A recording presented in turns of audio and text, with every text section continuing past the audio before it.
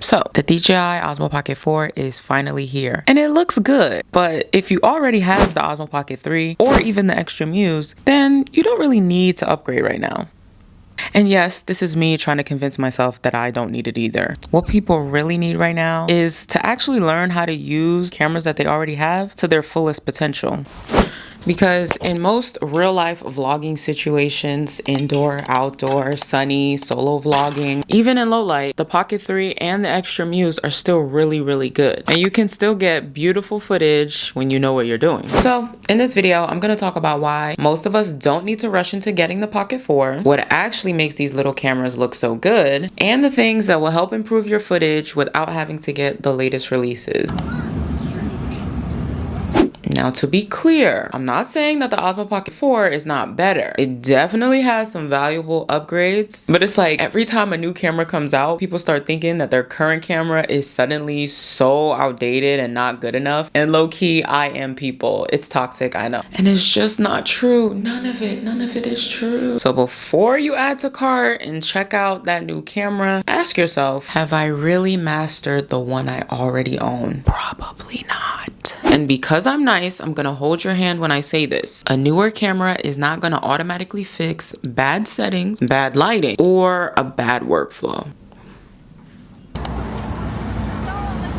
So let's get into what actually makes your footage look good, because it's not just the camera body itself. Like I said, it's your settings, your lighting, your workflow, but it's also your movements, your setups, your accessories. All of that contributes to how your footage looks at the end of the day. I feel like every day I see dozens of videos about the Osmo Pocket 3 in particular and how they haven't gotten it to look how they've seen other people's videos look. They think it's too much work. And the same goes for a lot of cameras that are trending right now. And they ultimately assume that because they got a new camera that it was going to be instant magic, but it takes some work. And it doesn't mean that the camera is bad. It just means that there's more to learn.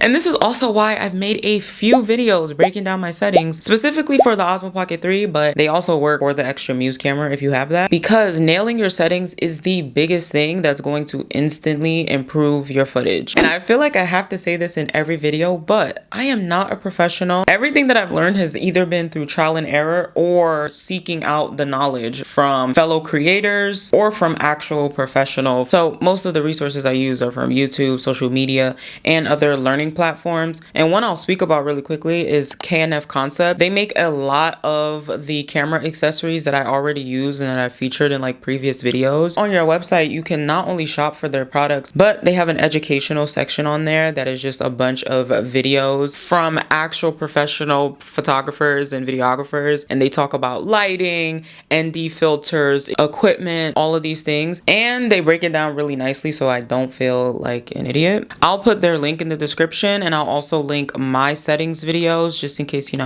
like the sound of my voice. You like my voice? But basically what I'm trying to say is you don't need to rush into getting a new camera if you don't like the way your current camera looks. Just start by getting to know what you already have just a little bit better.